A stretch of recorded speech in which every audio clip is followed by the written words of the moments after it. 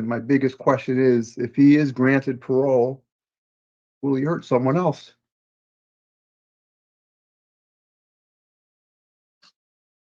When I think about how brutal it was to hit someone over the head, not once, but twice, rob them, and leave them for dead.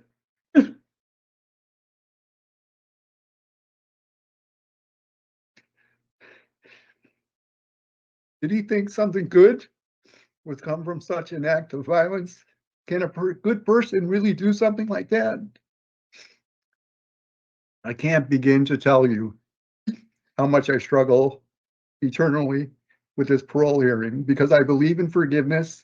I believe in second chances. And I pray that if he's granted parole, he makes the best of his second chance and becomes a good and productive member of society and can be a truly kind and caring human being. My faith in God and the love of my family and friends and those who helped me along the way are the reasons I made it through today. I'm no longer the victim, but a survivor.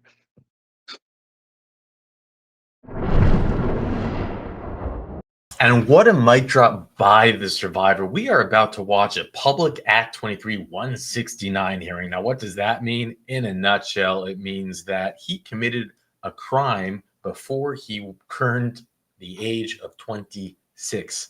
Yes, I didn't misspeak there. It's not the age of 18. You see, Connecticut passed a new law actually 11 months ago that says if you are younger than the age of 26, you should be eligible for parole because your brain is not fully developed. I wonder if this age is going to keep creeping up, and who knows, soon it will be by age whatever. But yeah, can't make it up. Anyways, we're going to watch this parole hearing. It's intense. It really brought me to a place with the survivor impact statement. We're going to hear from the ADA as well, and I'll unpack it with what details we have at the end. Again, this is a public hearing. Mr. Gonzalez, do you have any questions, and are you willing to proceed? No, not at all. All right, thank you. So as previously stated, this is a Public Act 23 169 hearing. It's being conducted in consideration of a parole application for William Gonzalez, date number 287856. Mr. Gonzalez is serving a sentence of 30 years flat with no probation to follow for attempted murder, assault in the first degree, and robbery in the first degree. There is victim input in this case. There is also an offender accountability plan in place that has been reviewed and shows that he has completed the following programs, which included Embracing Fatherhood, Alternatives to Violence, Tier 2, Recovery Coach, and Voices, and he also maintains a job assignment. Utilizing the statewide offender risk evaluation system, the offender's overall score in the RT falls within the low range of recidivism. Mr. Gonzalez, this is now your opportunity to express to the board why you believe you should be granted parole, and you may begin. All right. Thank you. Thank you and good afternoon to all board members and anyone present. I am William Jesus Gonzalez. Thank you for the opportunity you are giving me today to express myself and describe to you the man that I have worked so hard to become. I would like to add that I am very nervous, and being so, I may lose some words. And if I do, please feel free to ask me to elaborate. I would like to start with an apology, if I may, to the victim, Mr. Dumas, his family, and everyone else I victimized by my actions on December 21st. I am so sorry for what I did to Mr. Dumas. He didn't deserve it, and no one should ever go through the hardships and obstacles because of an attack as he did because of me. It took some time for me to accept how severe my actions were. My actions led to Mr. Dumas being within inches of his life after I hit him with a bat. So I could take his wallet, which contained his hard-earned money. I am deeply ashamed for my actions. I wish I had the right words or actions to fix it or to go back and change the past, but I can't. Please know that the words I am speaking are genuine from my heart and sincerest part of my being. Today, I understand more the pain and suffering Mr. Dumas has endured by my assault because I destroyed my own life. Although what I did to my life does not compare at all to the damage and trauma I caused to Mr. Dumas and his family. After reading and rereading court transcripts and watching news reports about Mr. Dumas, I learned that I not only created lifelong disabilities for him, but also that he was a good person to his neighbors and his community, and a good man to his family. He selflessly gave so much to everyone around him and asked for nothing in return. That has stayed with me every day, month, and years of my incarceration. The damage I inflicted upon him will remain with me until my last breath. I am sorry for taking away the time he has spent with his family, his children, and his friends as a person without disabilities. I regret I took away his sense of safety and security, his sense of being. While attending and participating in the Voices program, I learned that I victimized a lot more people than just Mr. Dumas.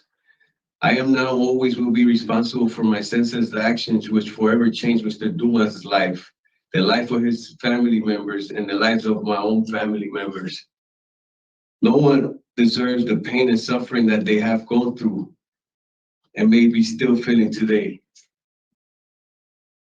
With the help of all the programs I did, including the Voices program, I believe I have grown, reflected on my life, matured, and grown into a responsible adult.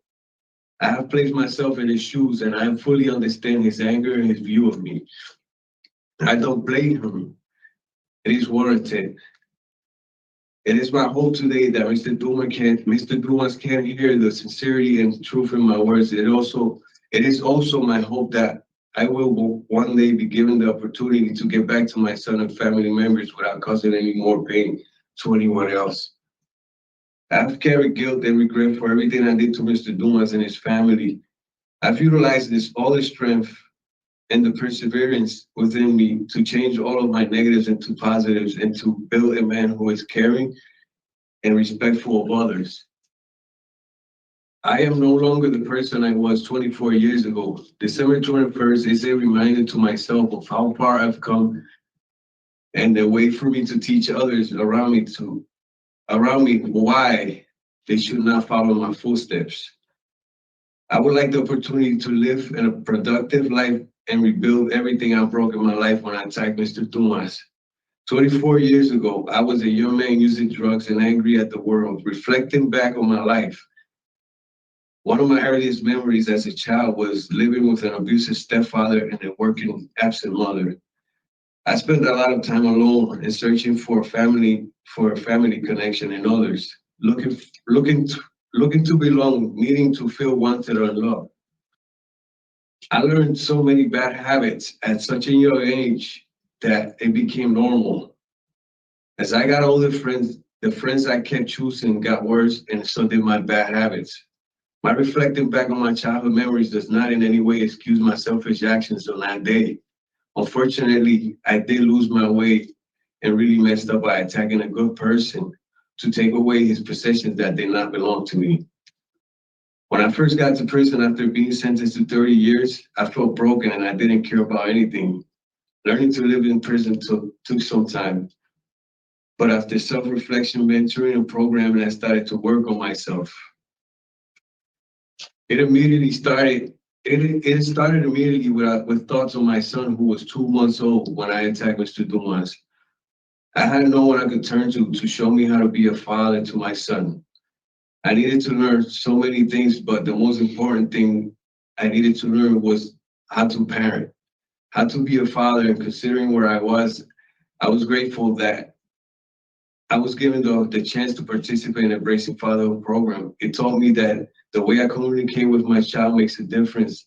I learned how getting at eye level with my son when speaking with him, and my tone of speech allow him to see into my eyes and feel that I understand and love him. Every time I was given a chance to see my son face to face, I took the opportunity to display affection, treat him with respect, provide words of encouragement, praise his accomplishments, and try to set a good example. I shared our time together because I knew there were no guarantees those visits will continue. The time I spent with my son made me start to look at myself and recognize that I wanted to continue working on me. Along with parenting skills, I was accepted to Alternatives to Violence program, which taught me strategies on how to channel my anger into positive. With this programming, I was able to acknowledge that my anger issues began as a child when I was physically abused and burned severely and endured numerous skin grafts and months of pain and sufferings. Physical and emotional scars I've carried since the age of 3. I've recognized that I was holding on to anger within me. With the program, I learned to deal with past anger by validating it as an appropriate emotion, learning to control my anger by controlling my response to situations by using various skill sets such as meditation, breathing exercises, using calming words, or taking a moment to myself by walking away.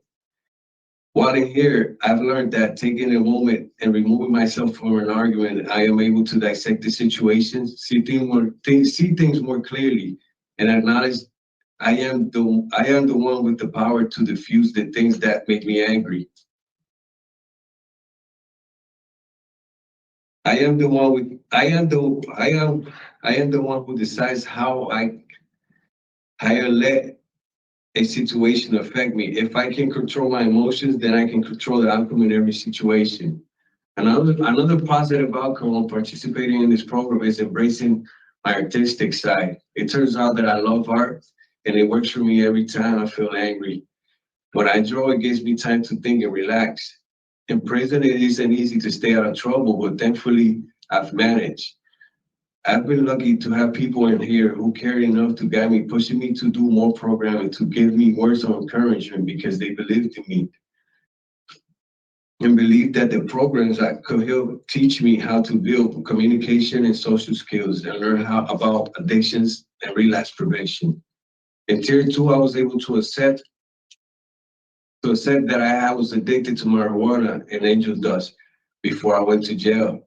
I was able to point out potential triggers such as high-risk people and places, not managing my emotions. Also worked on building my communication skills through role-playing and using the word no and not to give into peer pressure. In tier 2, I admitted to myself how my addiction had negatively impacted my mother and siblings. My erratic behavior caused so much tension, and for that, I sincerely apologize to my family. Counselor Slope was very supportive and encouraged me to stay grounded and working my program. This counselor introduced me to CCAR, where I qualified to take a course that would certify me to become a recovery coach, where I will be able to work with others in early recovery by offering them words of encouragement or lending an ear to listen. My ability to continue working on my issues and struggles could be beneficial to the next person. I recognize that we are not perfect. We're allowed to fall, and our abilities to get up and learn from that fall is a step in becoming a better individual in our journey to long-term recovery. Recently, I was provided with my own recovery coach. She will provide me resources which include assisting with securing full-time employment, volunteering at CCAR in an effort of securing future scholarships for other CCAR courses. With the assistance of the DOC counselor Guy, I connected with Wheeler's Clinic Transitional Case Management Program. They will help me transition back into society by assisting with securing valid state ID, transportation to clinic for medical and mental health counseling appointments, and securing state health insurance coverage. Finally, despite my sentence, I have family and friends who continue to support me. Some may be present in this hearing. My support network has voiced their willingness to help me with providing various forms of support, such as providing bus passes, meals, clothing, helping me secure employment if I am granted parole. I also have a friend who is working on a children's book and has offered me the opportunity to illustrate her book. If I am granted parole, I will continue to do everything in my power to continue building on my strong foundation to succeed in life, to become a better person, and I will continue to work hard, remain humble, kind, understanding, respectful of others. I am confident I am well prepared for life as a free man and will continue to take each day one day at a time, staying positive and will not allow any circumstance to determine my happiness. Every day as a free man will be reason enough to be happy. The man before you today will utilize this experience, the growth and the programs to guide me the rest of my life, to push me to always do what is right. Thank you. Thank you, Mr. Gonzalez. That was very nicely done. Well prepared. You executed it very nicely. We got a lot of information from you. Thank you. We will be asking you some questions. When we're done with our questions, we'll hear from the Office of Victim Services. Then the state's attorney, your attorney, and then we'll deliberate. Do you have any questions about that process? I do not. Ready. Okay. All right. Mr. Rodriguez is going to begin with the questions this afternoon. Thank you, Madam. Good afternoon, Mr. Gonzalez. Good afternoon. Hear me? I hear you clearly. Okay, good. So this was a very senseless act. And I had a difficult time reading this. And I'm just trying to understand. I know you were homeless at the time when you were having some challenges, but what was driving this? I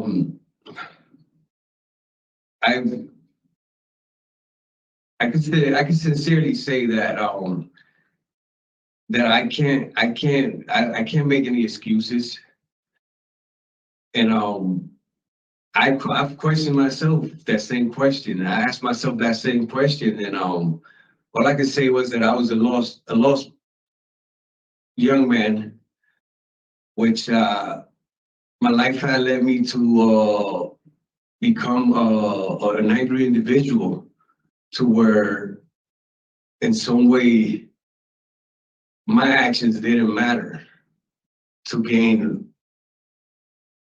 what needed to be gained. So I didn't see my actions leading to his to what he had to endure.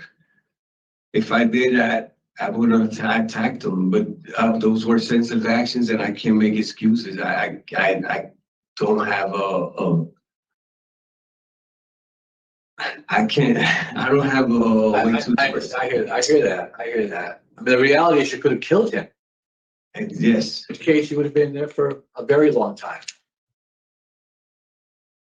And I would have deserved it. Did I read that you hit him twice? I did.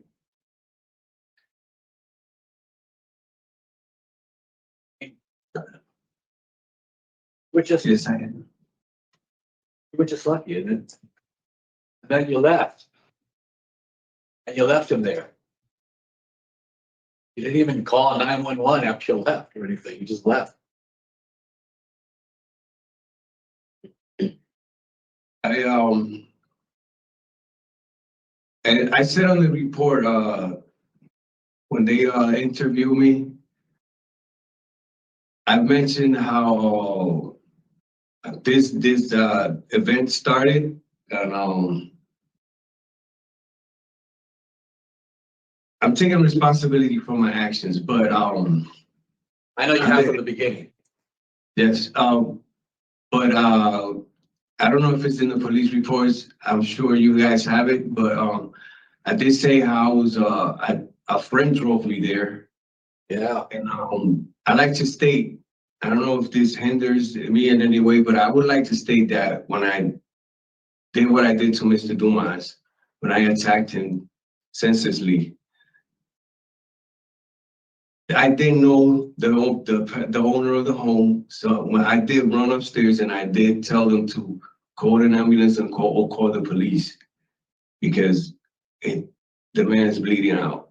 This is hurt very bad. That's nowhere in documents that I've read. I mean, I did read that you took responsibility when you went to trial, when it was from, you know, you went for sentencing, but I didn't, you know, I didn't read anything like that, just so you know. All right, I want to go on anyway, but, you know, on some, I don't want to stay with that because you've done some things that you have accomplished, and some you mentioned in your opening statement, which you covered a lot of information. So I wanted to hear a little bit more about some of the programming that you've taken. So can you share a little bit more? Because I noticed that you took these programmings later on, right? Early on, you took Embracing Fatherhood early on. And then it was not till this year, this year, that you took your other programming. Mhm. Can you explain that? Why you didn't do some of this stuff earlier? Well, after I took a Alternatives to Violence program before I got to this place, but you are right. I did have a time where I wasn't taking any programming. The reason was that I kind of learned how to do my time after taking Alternatives to Violence program, how to maneuver around certain situations. And being in here, you tend to hear how things go, how you don't need any programming because, you know, parole either denies you whether you did it or not. So I fed into the what I heard in this place, and I kind of sat back and just did my time as quietly as possible. Well, I noticed that 'cause you only had 3 DRs. You had 3 tickets since you've been here. Yes, so I learned, I took away from the Alternatives to Violence program, and I learned how to, as I said in my statement, learn how to maneuver around my anger and deal with that, and I kind of worked that along. So, and the reason why I did them now, it was because I found myself in situations, being in a dorm setting, I found myself in situations that I realized that I needed to work more on myself. And so that's what led to me taking more programming along with programming for drugs, you know, to work on that. But not but and so I'm nervous. So I'm sorry if I'm rambling on, but Well, no, you have taken the program. I was just wondering why you waited so long to start taking it. What came on you to decide that you wanted to start taking it? I needed to better myself because my mentality had not fully changed. Even though I learned to do my time quietly and not get into trouble, I still had a mentality of not realize how hard I had impacted Mr. Dumas' life. What I did to him, I had not yet learned that, as you said, I could have ended his life. And as I got older, when I got here, not when I got here, as I got older, that I kind of that hit me more because you tend to look at things more clearly, more maturely when you get older.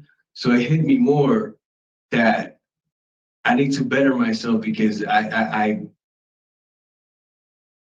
that shouldn't happen. Yeah. Especially the mentality I have today. I for the life of me, I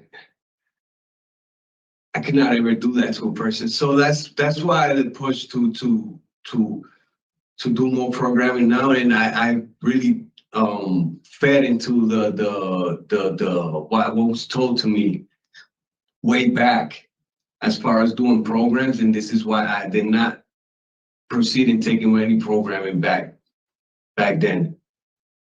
But now, as I am now, I am more mature, and I understand that I needed to be a better individual and like, you know, I need assistance in programming and that will help. So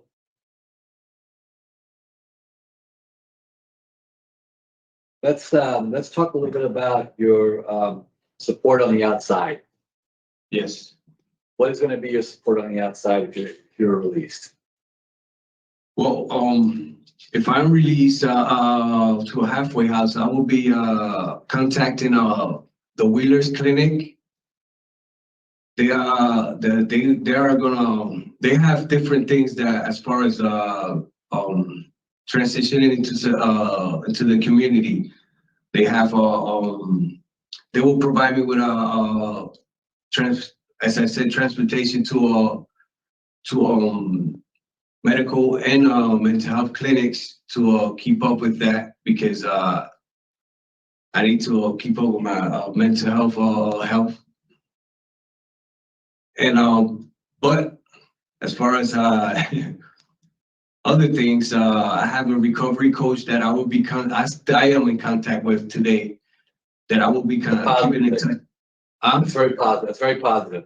Yes, I am am. The keeping in touch. fact that you went to Recovery Academy, that's all very positive stuff. Yes, so I will be in touch with them as far as moving forward with CCAR and the courses to try to become a recovery coach myself. And my family are So I was going to ask about your family. Yes. What's your family support system? Well, I have a few family members that are still in the state that are willing to provide monetary help as far as bus passes and things like that, clothing. I'm usually in touch with them every other day.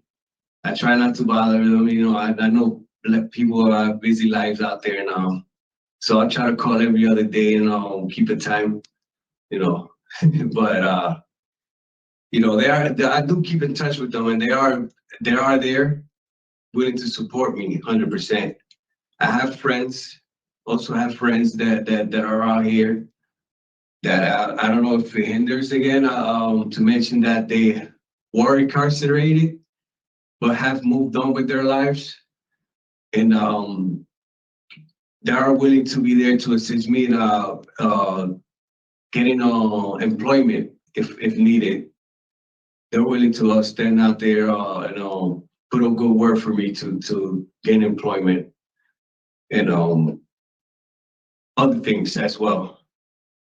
But you've been in there quite a while. Things have changed a lot on the outside, I hear. right? So Yes. what do you think your challenges are going to be when you come out? There will be a lot of challenges, but to point out, just reintegrating in the society, as you said, things have changed. People move differently. Some things are easier done than what they used to be, and some things are harder to do than what they used to be. But I would say just reintegrating in society, it will be slightly hard, but I know with the help of my recovery coach and the help of the Wheeler Clinic, I will definitely persevere. Well, there's going to be lots that you're going to have to do, right? I mean, you got to Definitely. you're going to make sure you have stable employment. You're going to have to work your finances. You're going to have to, there's things that you're going to have to do, right? Yes, I do have family on my brother and the friend that I have them on standby with as far as financing things about getting a car, first obtaining my license and things like that. That would be the first thing before a car. Yeah. So yes, they're on standby as far as like getting my when I have enough money to obtaining my new first home. You know, perks that of obtaining your first time owning a home. You have perks that help you with that, but they are on standby as far as helping me through this process. But you've got a ways to go and a lot to grow with yet so far with that. And hopefully, if you get released, you're gonna use your parole officer and the services they provide for you to be able to help you out and guide you along the way. Definitely. I am willing to use any resources that are available for me to transition and stay in my path. This moment, I don't have any additional questions, but I'm sure. Thank you, Mr. Rodriguez. Maybe I'll come back. All right, we can certainly do that. Ms. Turner? So, Mr. Gonzalez, you participated in CCAR in Tier 2. What did you learn about PCP? PCP? Yes. Okay. Well, that was my drug of choice, was it not? Yeah. Yes. Well, I learned that it could really alter the way you think about things or the way you function. That you're no longer in control of your the way you handle yourself towards people around you, and you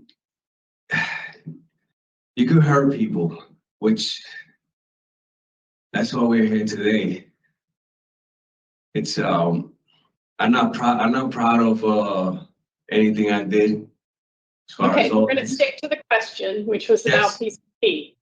Yes. So do you appreciate that it does permanent damage to your brain in ways your brain cannot recover? Yes. And we have yet to find out what it does as your brain ages. Mm-hmm. So it's an incredibly serious choice for anyone picking up. Now, you used it in conjunction with marijuana. Yes, I did. Was that a daily habit for you? It was marijuana wasn't every other day habit, and with the PCP, it was I would say every 3 to 4 days.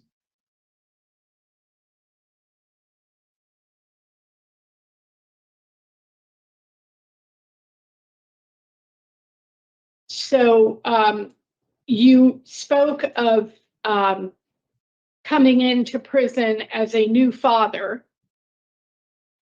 You appreciate that the victim's wife was pregnant at the time that you assaulted him. Not take the embracing fatherhood until 10 years into your sentence. Why was that? I was lost. When I came in here, I was I had a third. I was still immature, and I had the mentality of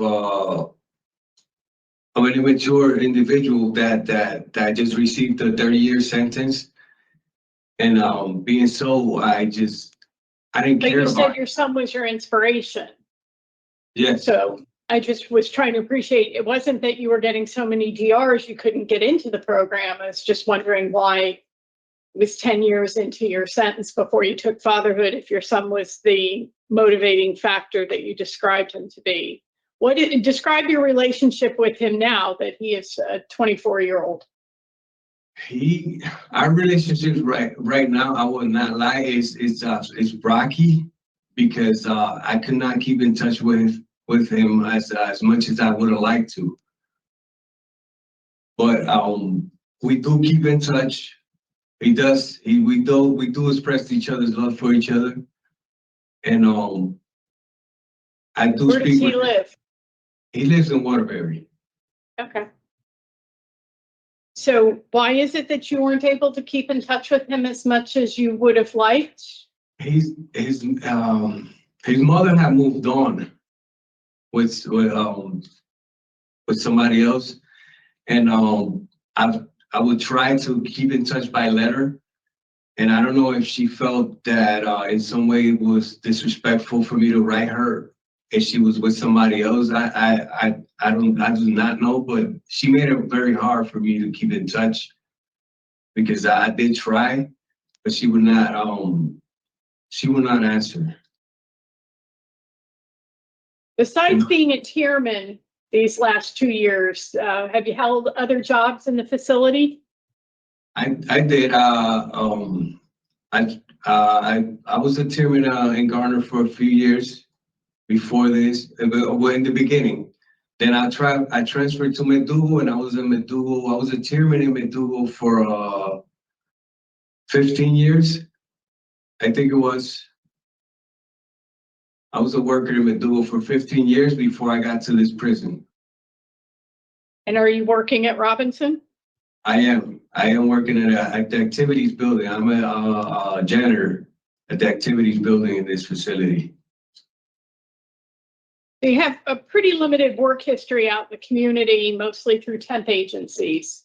So describe for me your work ethic that would make you an attractive hire for these friends who have connections to help you find a job. Well, I will be willing anything to do any task that is put in front of me. I am not gonna stop and complain if asked of to do anything that it's to some people in some way embarrassing. I will be willing to do the job, get the job done, and do it right, do it properly.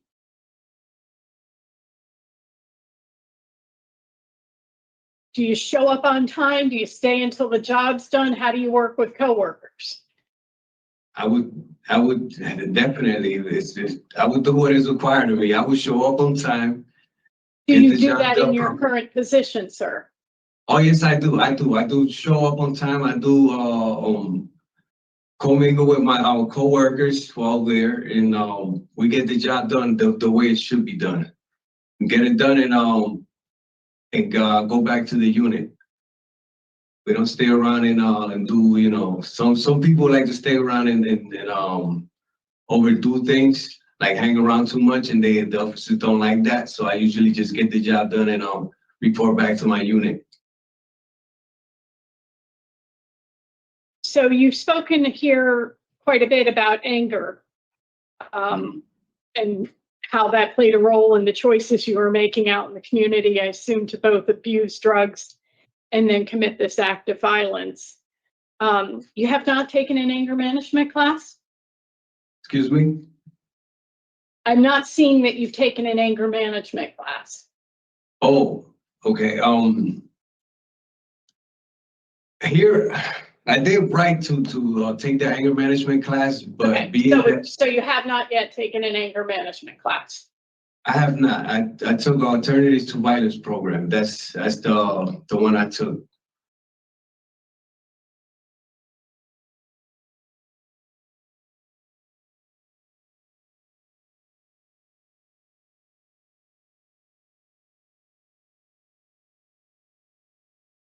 So you mentioned to my colleague that you have friends that will help you find a job. What kind of work are you looking to do?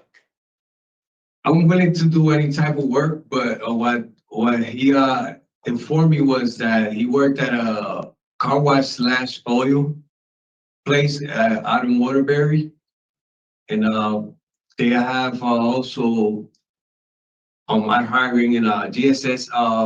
It's a steering wheel factory. But I am willing to do any type of work that is Well, I'm available. glad that you're willing. I'm just trying to get more specific. Have you done any job searching while to prepare if you are granted today?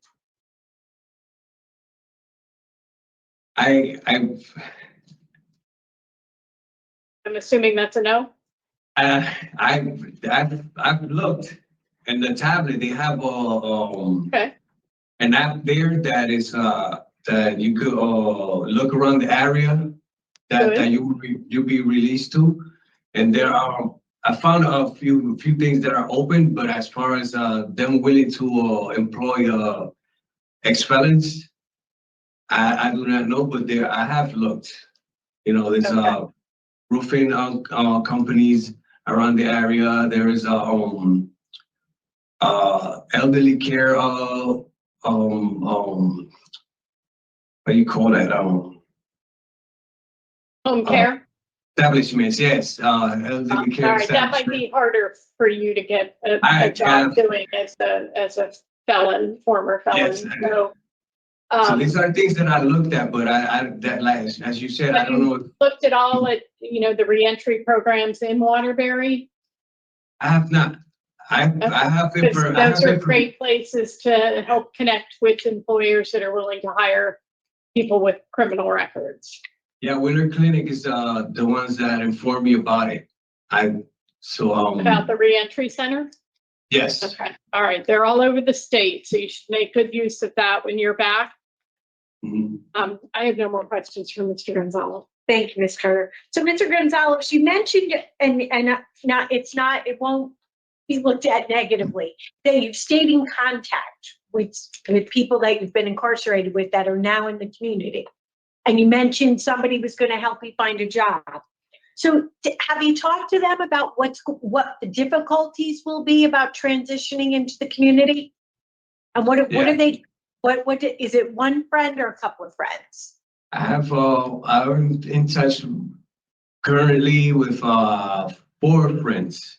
Okay, so what do they tell you that will be difficult? What do they tell you to look out for? They tell me that I should take things very slowly, to not try to take on life all of it at a time, because they could be overwhelming, so to just take a day at a time, procure employment as soon as possible. Right? Routine, schedules will be very important for you. Yes. And as Ms. Turner pointed out, and you said, Wheeler Clinic and the reentry centers will be very useful, whether you get out tomorrow or 2 years from now. They're all available, right? They'll always be available. Yes. Okay. You said you were gonna. I was interested to know, you actually met with somebody from Wheeler Clinic? I have Megan. Okay. Say that again? Megan, her name is Megan Wrigley. Okay. And when you meet with her, what did she talk to you about? She mentioned how they will be able to provide clothing, help with some housing, like finding a apartment to live in. They will be able to provide things as along helping me with my mental health counseling. It's very important to me to to keep in touch with them about that the mental health help. But yeah, Okay. she provided me with a lot of information if I was to be released. Great. And if you were to get parole, you'd have about 4 years of parole supervision, because the court didn't put any probation or special parole on your sentence. So if you're released, you'd be out on discretionary parole for about 4 years. Now, you were on probation when you got arrested on this charge and you did not do well, right? So parole is another form of supervision, right? Have you thought about how you'll work with your parole officer to be successful? This time is definitely different. At that time, I was again immature and a very ignorant individual. This time, I will go at it with all the things that I learned while in this place, and my mentality towards being in parole so long is definitely different. I will be willing to report and do what they ask of me at any point. Okay. I think that's the first step, right? There's going to be a whole handful of conditions that you're going to need to follow, which are nothing more than living productively in the community, not getting arrested, not using drugs, staying in contact with your parole officer. They also have a ton of resources that if you're, working with them, they'll be able to give you some direction in other ways. Because 4 years may sound like a long time, but it's really not for somebody that was 19 when they were arrested and has now been incarcerated for 24 years. Right? So things are a little bit different. Yes. Thank you. Okay. All right, Mr. Gonzalez, thank you. So we will move on now to the Office of Victim Services. So you can listen and please do not interrupt. Thank you. Ms. Hamlet-Williams? Yes, thank you, Madam Chair. I do have the victim who has been in attendance in viewing with us today. I just wanted to clarify, and you can unmute to answer this question. Will you be reading or did you want me to read? I will be reading. Okay, thank you so much. You may begin with your statement. I will remember December 21st, 2000 as a day that changed my life forever. This person's actions on that day left me with injuries that will affect me for the rest of my life.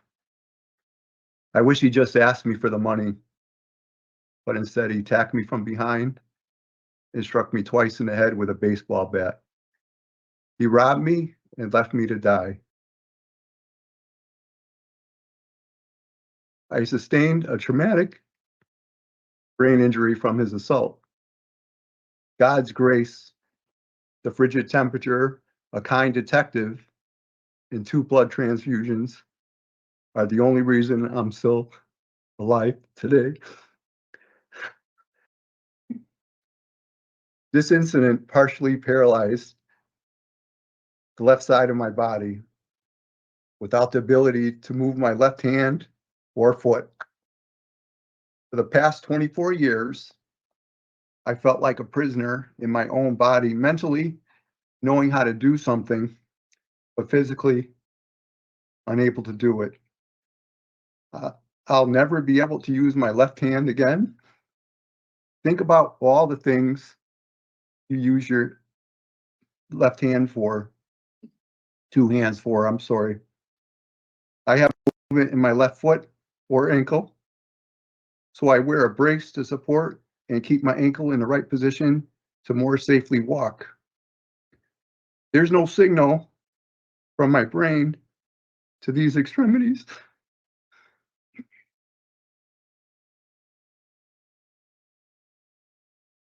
So they no longer work. The muscles on the left side of my body have atrophied from lack of use. Because one side of my body is stronger than the other, it's caused wear to my joints and has left me in a still uncertain future. Physically, my life will get harder, not easier as I age. I struggle still with the fact that I'm not able to do the things I used to do before this incident. My family was young at the time.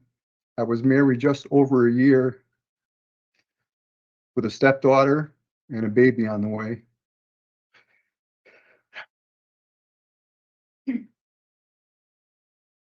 I think about all the things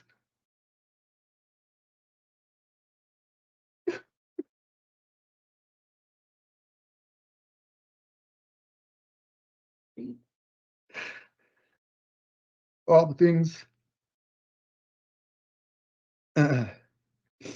all the things we should have done as a family over the past 24 years, but didn't do to my injury.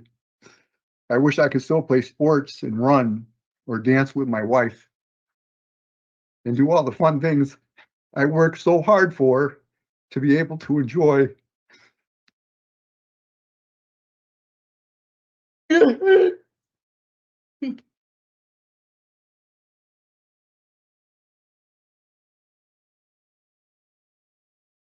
I love to play catch with my future grandson or volleyball with a future granddaughter. Now all I can do is be a bystander and watch everyone else have fun. I can only remember back to the days when I used to be able to do all these things. Since the incident, my family has lost thousands of dollars in income I could have earned if this incident hadn't occurred and left me permanently disabled. That income could have paid for college for the kids or family vacations or a future home or vacation property. All the things we dreamt about as a family. Instead, we gave up vacations. My wife returned to work. She lost the option to stay home to raise our kids and lost a dream of expanding our family. Instead, we gave up vacations. My wife returned to work.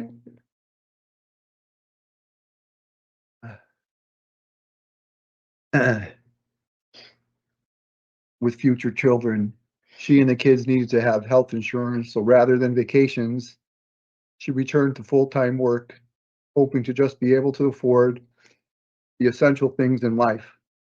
Though this crime was committed against me, my wife and children were immensely affected for the rest of their lives too. How has this person used his time in prison for the past 24 years? Did he earn a college degree? Did he work every day? Did he find God? Did he become a mentor to other prisoners? Does he have a support system outside of prison? All these things are so important.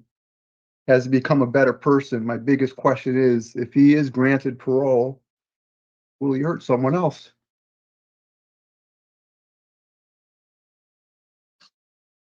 When I think about how brutal it was to hit someone over the head, not once, but twice, rob them, and leave them for dead.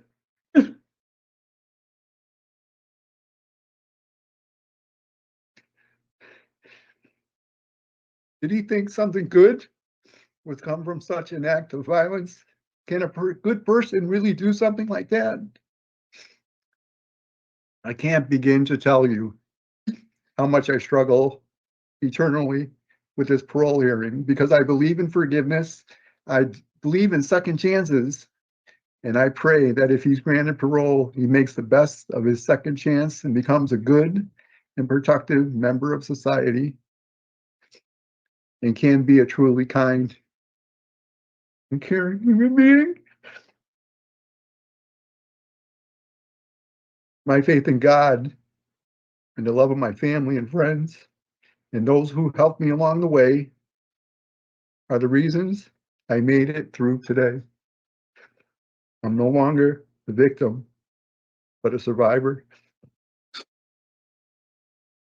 I trust the board make the most right and just decision.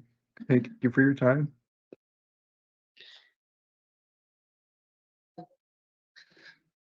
Thank you. So much. Thank you. At this time, the attorneys will be afforded opportunity to make a statement. Beginning with the state's attorney, Mark Jankowski. You have any statements or comments you would like to make to someone?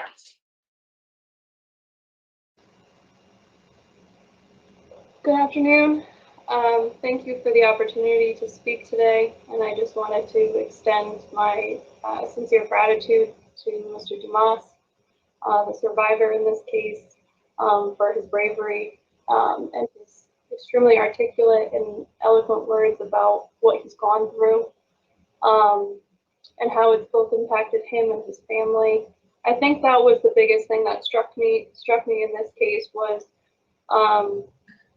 not just the senseless act of violence, but the impact that it's had on Mr. Dumas and all of the things that were taken away from him, and he will never be able to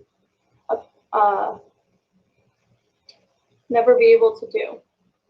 And I think reading the documents for today, one of the things that struck me was that, you know, Mr. Dumas's wife was pregnant at the time, and when he was in the hospital, his son was born, and he was unable to hold his son for the first time after he was born, and struggles to be able to do the things that fathers are able to do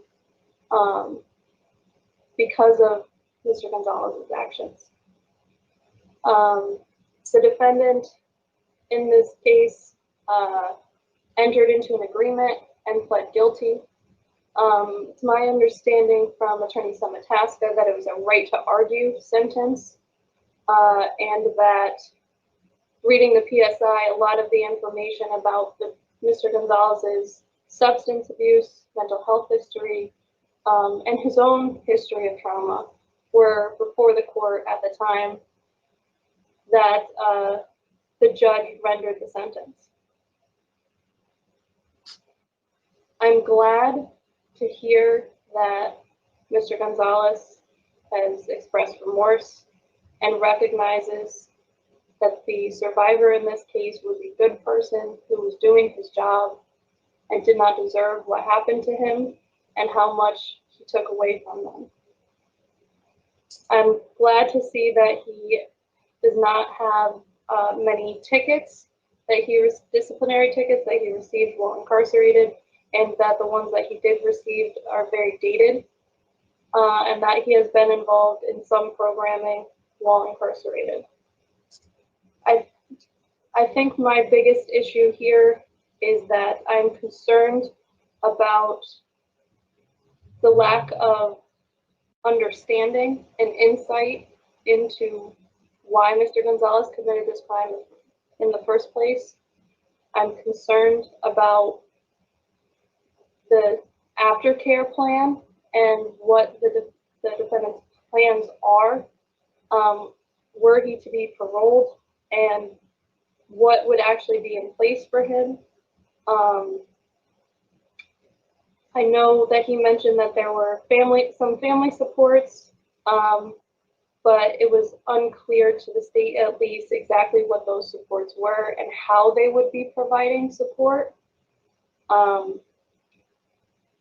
also a bit concerned with when Mr. Gonzalez was speaking and answering questions about why he did not get involved in more programming, that he stated that he fell into what others were saying. And I'm concerned about the fact that the circumstances surrounding the crime to begin with was that it appears that he fell into what others were saying then, and through the course of incarceration fell into what others were saying during that time, and what that means for his future and his ability to reject peer pressure and stay on the correct course. And also, just given the tremendous amount of violence here and what was taken from the survivor and their family, that is something that can't be taken back. So thank you for the opportunity to speak on this. I do wish Mr. Dumas and his family the best of luck going forward. And Mr. Gonzalez, same to you. I hope that you take any opportunity that you are given to put out good into the world, because so far haven't made the best choices and put out a lot of bad, but it is up to you moving forward what you choose to put out. So thank you. Thank you. At this time, Attorney Stamaska, if you have any comments or final remarks you'd like to make, please do so now. Thank you. I have several remarks written down, but I think one of the most poignant observations I can make in today's hearing is this. We heard very deep, sincere comments from Mr. Dumas, and the strongest evidence that Mr. Gonzalez is a changed man, that he's no longer the person he was, that he wants to do good moving forward, is that we're here 24 years later, and Mr. Gonzalez, while he was listening to Mr. Dumas's statement, he cried with him. Mr. Gonzalez cried with Mr. Dumas today. That's the strongest evidence that I can put before this board, that this is a good man, a changed man, and a man who desires no longer to hurt people. He offered today a sincere apology to Mr. Dumas. I begin by echoing that. Nothing I say today can change the injury to Mr. Dumas, nor should it undermine the anguish that he endured. But we're at a point today where Mr. Gonzalez feels deep, sincere remorse, regret, and it's motivated him to do good moving forward. This is not an angry man before the board today. This is a man who's taken the pain he's endured with the loss of time with his own son, with the loss of his liberty, and he hasn't turned angry. He's become the man today who tearfully listened to the words of Mr. Dumas. And I really hope that that resonates with the board and offers perhaps some solace, even though it can never change the past. Maybe we can offer a little bit of solace today and a little bit of assurance that if he's granted the great privilege of beginning a period of transition, slowly reintegrating into community, that he'll do so a changed man.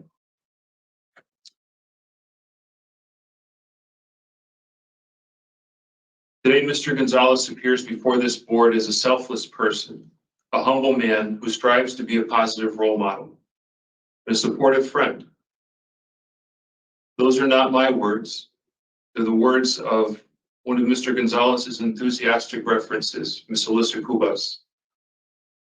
And those are the sentiments that are continually echoed by the people who believe their lives are better because they met Mr. Gonzalez. Mr. Gonzalez has atoned for his actions with great humility, a humility that's evident in the work that he's done. He only has 3 tickets, none involving violence. He's humbly submitted himself to the rules and expectations of the institution, remaining ticket-free for 15 years. As I've noted, Mr. Gonzalez desires never to hurt another person again. And his work in alternatives to violence is a tribute to his lifelong commitment to maintaining peace, both within himself and among others.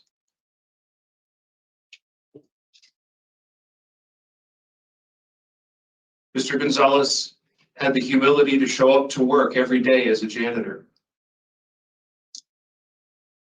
Not literally every day, but when he showed up, he had the humility to show up and do a good, honest job. Staff continually report that he was a good worker, a good employee. They report that he displayed great work ethic with attention to detail. They even report that he would cover extra shifts beyond his scope of duty. Mr. Gonzalez showed humility in acknowledging his past struggles with substance use. He engaged in Tier 2, where he candidly reflected on his personal experiences.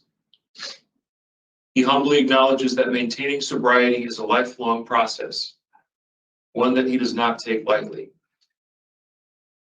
Mr. Gonzalez has humbly reflected on the actions that brought him here today and humbly accepts full responsibility. And he had the humility to even break down in tears and allow him to feel the pain that Mr. Dumas felt. He will be the first to tell you, Mr. Gonzalez will be the first to tell you that his actions were wrong, unjustified, and never should be repeated. He's even had the humility to recognize that his actions impacted people beyond Mr. Dumas, his family, impacted Mr. Dumas's sons, grandkids. He understands that, and he's had the humility to come to terms with that.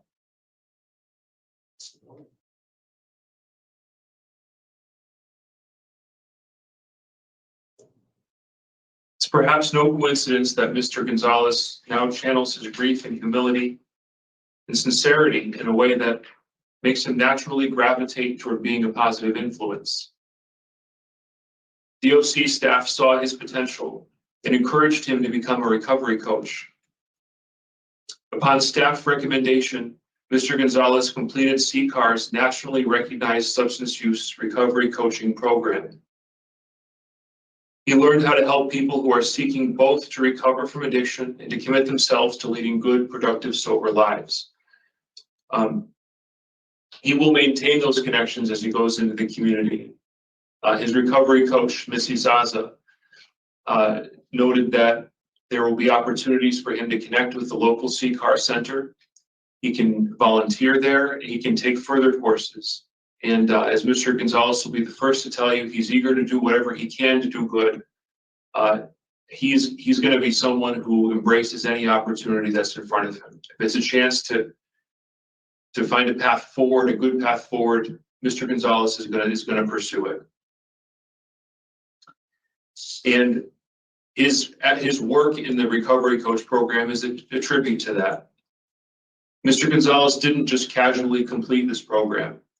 Staff report that he demonstrates great insight into the Recovery Coach Academy curriculum and presents with genuine motivation to pursue recovery coaching as a career in the community.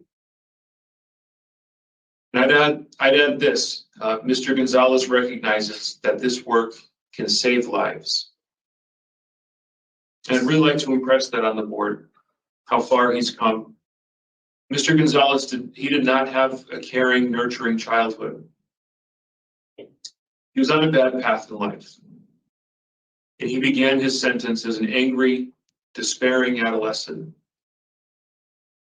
He initially looked at his 30-year sentence as the end of his life, with no.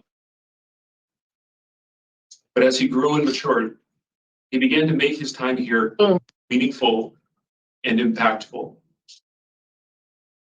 That's through humility and perseverance. He's come to a point where he now wants to engage in life-saving work. And Mr. Gonzalez has already taken steps to position himself to lead a good, sober, productive life.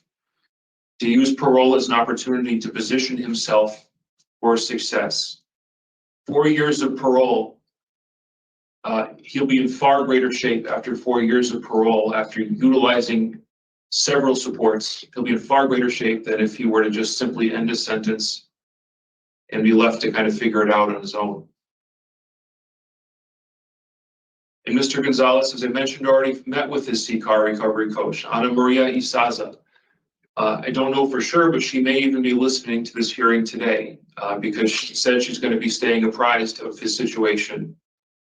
And she's going to be ready and available to connect him with resources that include searching for jobs.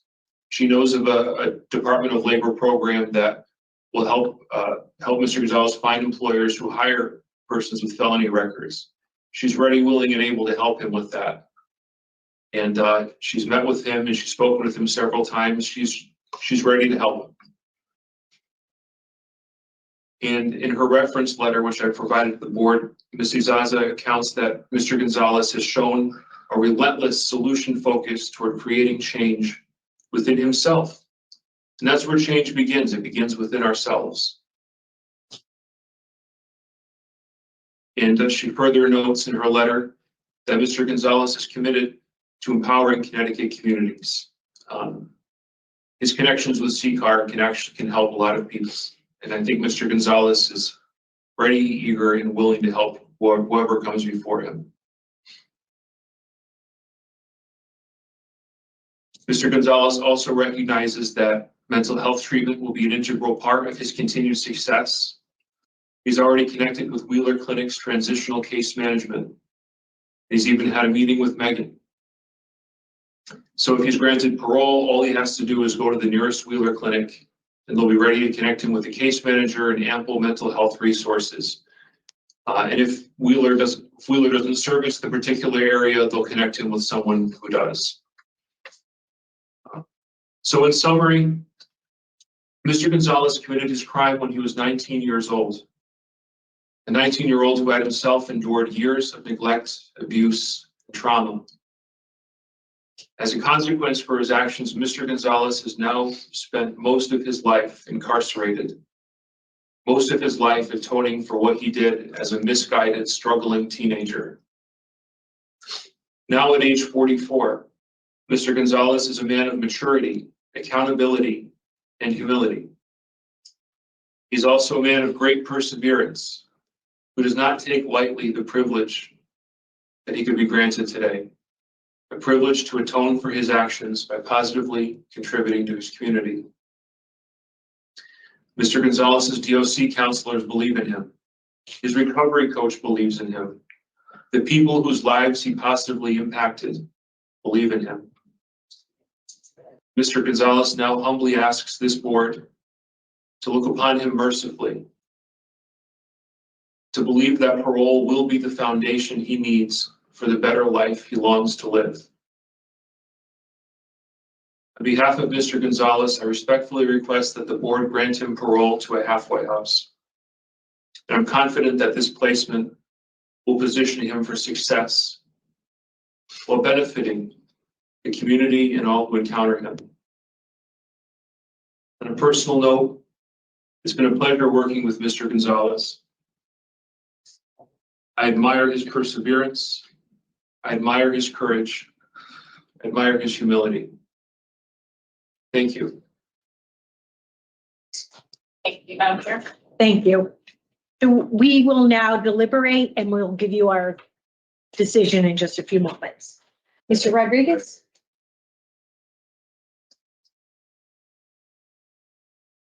The input from the victim was very. I think you probably need to speak up just a little bit. Oh, sorry, impact from the victim, very, very powerful in this. It's happened to him, it's just unimaginable, to be perfectly honest with you. I can't even imagine this having one living with that. At 30 years of age. Yeah, and with a family. And so I have to acknowledge that Mr. Gonzalez has taken some programming, got a sponsor, he's in CCAR. He seems to be going, in a pretty good direction right now, and headed in a positive direction. I'm challenged by the nature of this offense and the impact on the victim and his family. So at this moment, I am not supportive of this. Okay. Ms. Turner? So what we got today was a real act of grace from Mr. DeMoss, that he, enduring all he has and all the losses associated with this vicious attack, believes in second chances. Where he can pull that out from, I commend him, because I'm struggling. So the fact that he is leaving the decision up to us, I want to message very importantly to Mr. Dumas that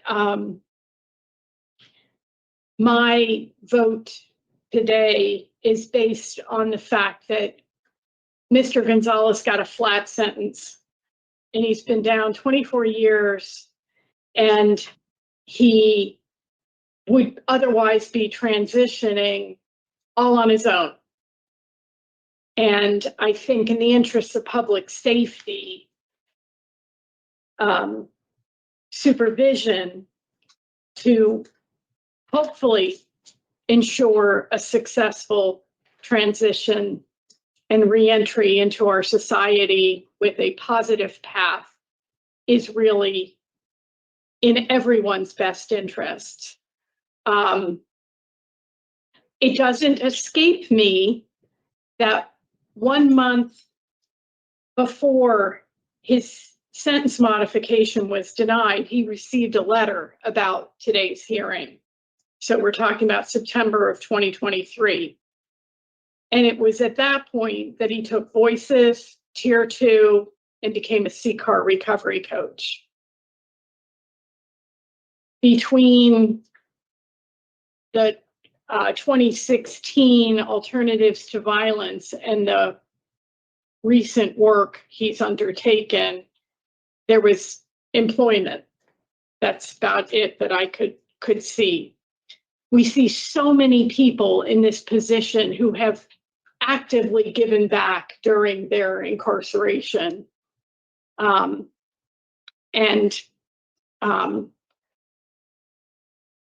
Throughout their incarceration. And it's disappointing as he reconciled himself with the cost of his crime and the impact on the victim's life that he didn't step up way sooner is discouraging.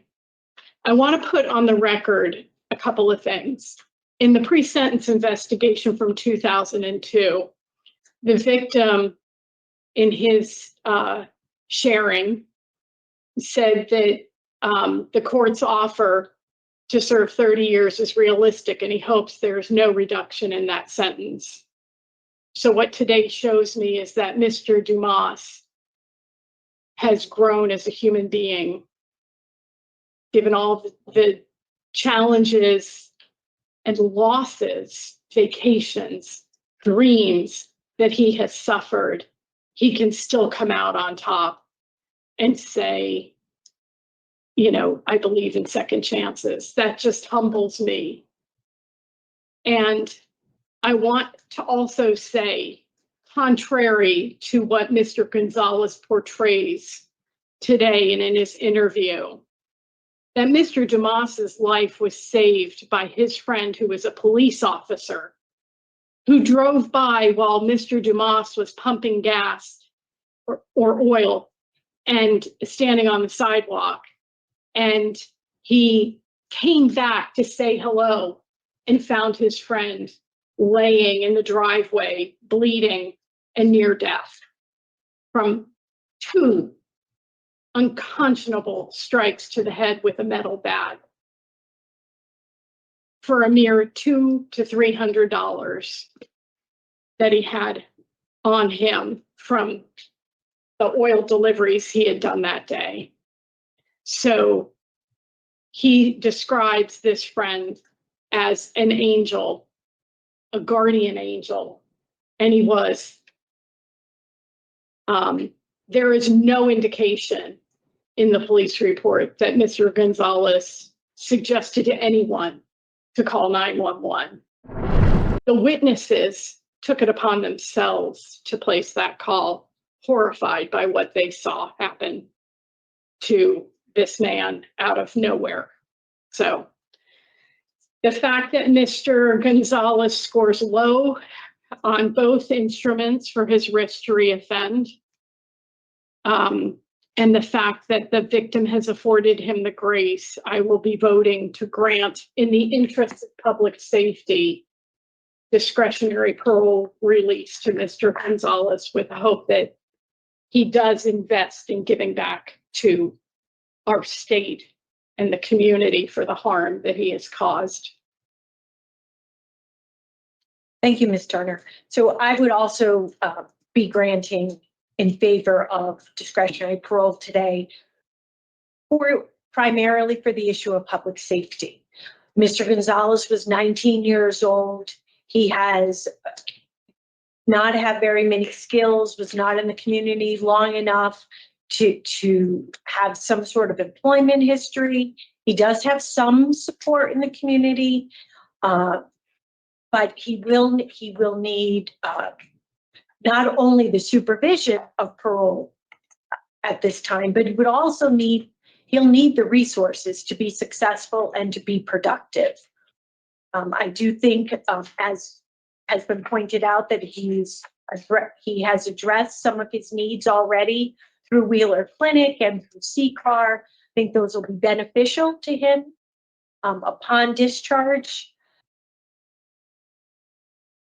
But and the fact that he has 3 disciplinary reports does show offender change and an ability to control his behaviors. So I would also be in favor of granting his discretionary parole today. He has a flat sentence with no community supervision. So I do feel very strongly it is in the best interest of public safety that Mr. Gonzalez have some supervision with the community. So conditions, halfway house, mental health evaluation and treatment as deemed necessary, no contact with the victim, obviously. Anything else? Anger management. Okay, Ms. Turner, thank you for that. All right, so in the matter of William Gonzalez, 287-856, there's a motion to grant discretionary parole on or after today, December 16, 2024, with the following stipulations: halfway house placement, mental health evaluation and treatment as deemed necessary, community-based treatment for anger management, and no contact with the victim, JD. Do I have a second? Second. All those in favor? Aye. All right, so you're going to go in favor. Thank you, Mr. Rodriguez. All right, Mr. Gonzalez, you've been voted discretionary parole.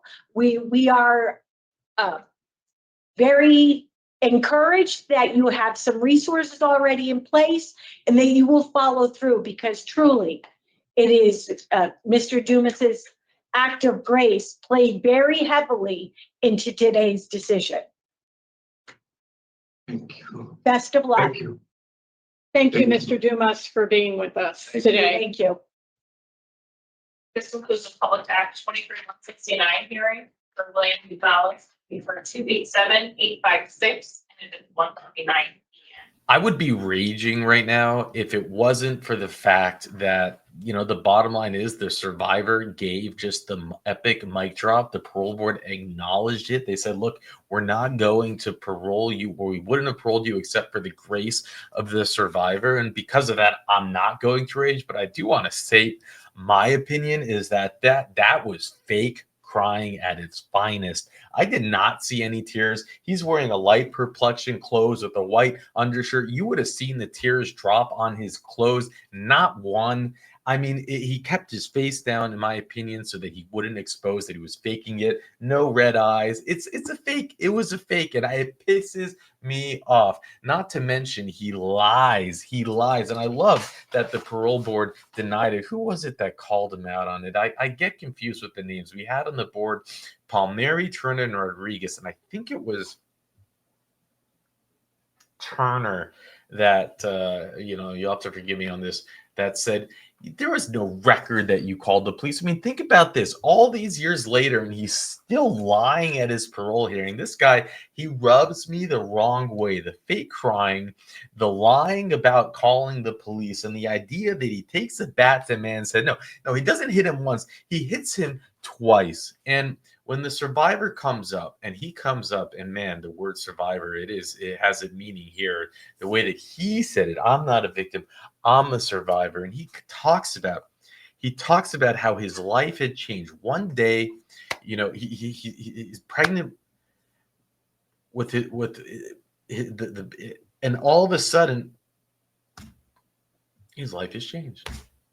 And the way that he talks about it, it brought me there with him. I was brought to near tears, unlike this phony faking the tears, right? And it just felt traumatizing. The thoughts that went through my head were, oh my God, I'd rather be dead. Or like, it was also the idea that you know, some people get lighter sentences when they don't kill someone, but it's almost as if when you do that, when you paralyze the man's half his body, and he's talking about the little things, he just wants to have catch with his grandchildren, and he can't do that. And it, you know, it just makes us, let's always count our blessings, and always, you know, my 3 little kids, they want to go out and play with me, and I always make an excuse. It's too hot, I'm busy. And it's like, what he would do to just have a catch with his grandkids, to go out running.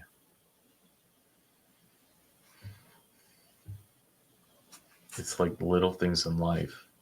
And what I loved about the survivor's statement was afterwards, how the ADA used the word survivor, and how everybody used the word survivor, how they were sensitive to that, focused on that. That's a beautiful thing.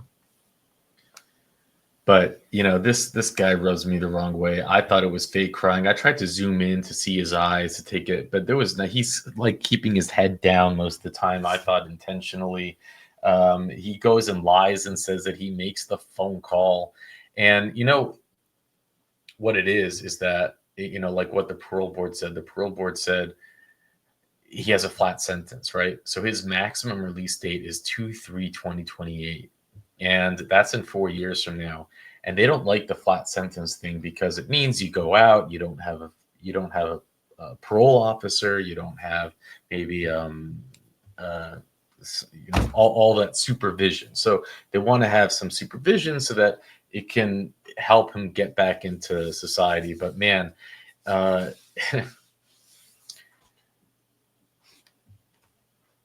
you know, and that's why they have special parole now and all those things. But we so often do see it in Connecticut, where they say, "Hey, if you have a flat sentence, we want to parole you early." And I'm just grateful that this wasn't another.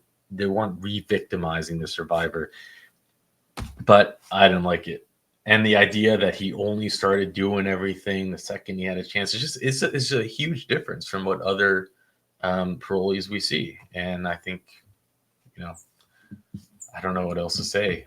There's no appeals, because remember, he took a plea deal. But again, the idea that it's so callous.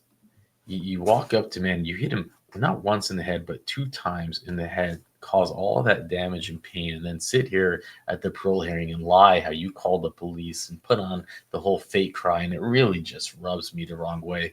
And I was happy to see the parole board kind of call him. Actually, they did call him out on it, and even to have Mr. Rodriguez say no. And for those of you wondering, it's not Mike Pohl.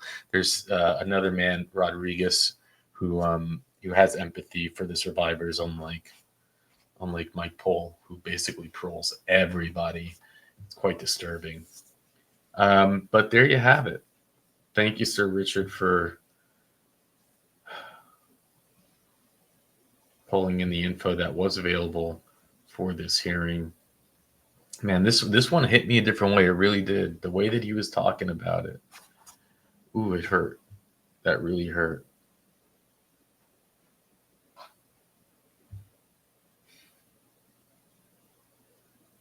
Anyone else get kind of like 1970s or 1980s serial killer vibes from his attorney? I was just saying, like, there's something there. I don't know. Maybe it's the glasses. But all right, with that, I'll let you go. And my biggest question is, if he is granted parole, will he hurt someone else?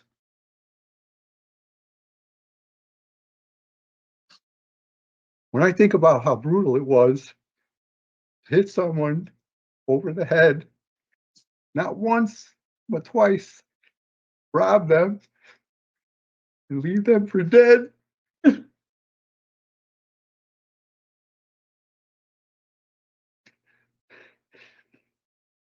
Did he think something good would come from such an act of violence? Can a good person really do something like that? I can't begin to tell you how much I struggle eternally with this parole hearing, because I believe in forgiveness. I believe in second chances. And I pray that if he's granted parole, he makes the best of his second chance and becomes a good and productive member of society, and can be a truly kind and caring human being. My faith in God and the love of my family and friends and those who helped me along the way are the reasons I made it through today. I'm no longer the victim, but a survivor.